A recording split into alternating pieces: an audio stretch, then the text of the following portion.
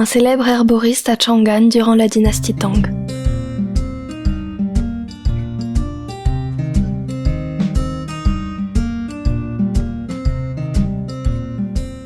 Au cœur de la dynastie Tang, un herboriste du nom de Song Qing vivait dans la capitale de Chang'an, à l'ouest de la ville.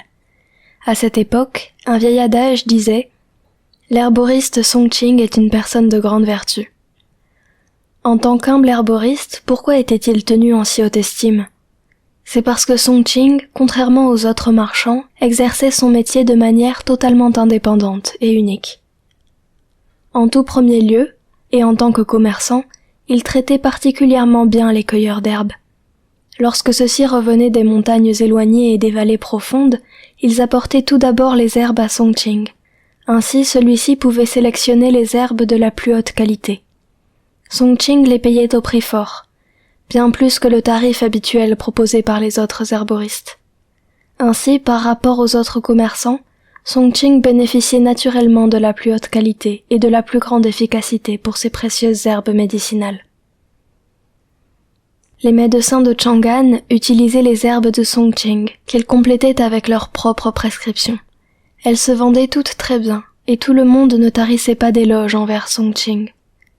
Afin de recouvrer le plus rapidement la santé, les malades qui avaient des plaies sur le corps s'adressaient directement à Song Qing pour obtenir des médicaments, car celui-ci accédait toujours à toutes les demandes. En second lieu, peu importait que le patient soit riche ou pauvre, Song Qing administrait toujours les meilleures herbes. Concernant les patients qui n'avaient pas d'argent, Song Qing leur demandait simplement de rédiger une reconnaissance de dette avant de leur remettre les médicaments. Il appartenait ensuite au patient de décider s'il allait ou non rembourser Song Qing lorsqu'il aurait suffisamment d'argent. Au fil du temps, Song Qing accumula beaucoup de reconnaissances de dettes impayées, mais il ne poursuivit jamais personne pour en obtenir le paiement. Song Qing fournissait des médicaments à emporter, même à ceux qui venaient de très loin, et qu'il ne connaissait pas, du moment qu'il lui avait signé une reconnaissance de dette. À la fin de chaque année, Song Qing brûlait les reconnaissances de dette des patients qu'il estimait dans l'incapacité de pouvoir les régler, et n'en parlait plus jamais. À cette époque, d'autres herboristes de l'ouest de la ville pensaient que Song Qing était complètement idiot, et se moquaient de lui, ouvertement, en lui disant « Tu es vraiment un idiot », alors que d'autres pensaient que Song Qing était une personne morale et vertueuse. Lorsque ce genre de propos parvenait aux oreilles de Song Qing, il répondait « Je suis simplement un homme qui gagne de l'argent pour subvenir aux besoins de sa famille. Je ne suis pas un moraliste, mais il est faux de dire que je suis un idiot. » Il y avait ceux qui riaient, se moquaient et doutaient de Song Qing, et il y avait aussi ceux qui lui vouaient de l'admiration. Pendant les 40 ans durant lesquels il géra son herboristerie, Song Qing brûla plus d'une centaine de reconnaissances de dettes. Parmi ceux qui avaient signé des reconnaissances de dettes, certains étaient devenus de hauts fonctionnaires du gouvernement central, et d'autres des fonctionnaires du comté local. Après avoir réussi leur vie, ils retournèrent dans l'ouest de la ville pour régler leur reconnaissance de dettes, et ainsi montrer toute leur gratitude à Song Qing, lui offrant même des présents.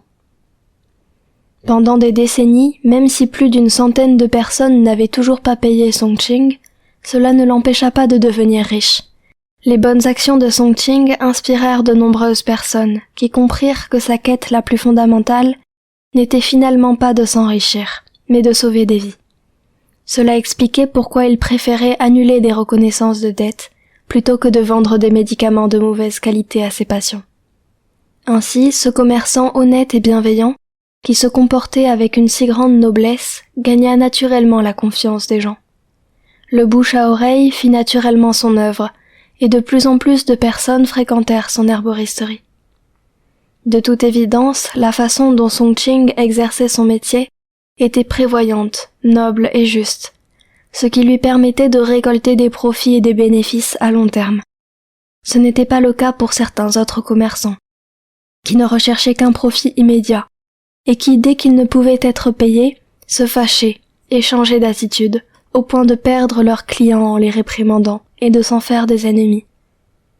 Des documents historiques résument sa façon de procéder en affaires et comment il s'est enrichi. On pense que la racine de son succès est due à sa sincérité, Quel que soit le type d'entreprise dans lequel vous évoluez, tant que vous êtes honnête et intègre, vous finirez par réussir. À cette époque, Songqing, qui ne connaissait que peu de choses à l'art du marketing, misait tout simplement sur la sincérité.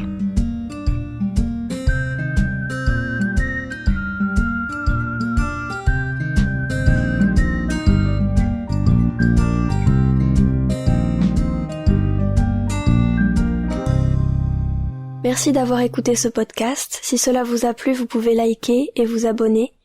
Et on se retrouve sur visiontimes.fr. À bientôt!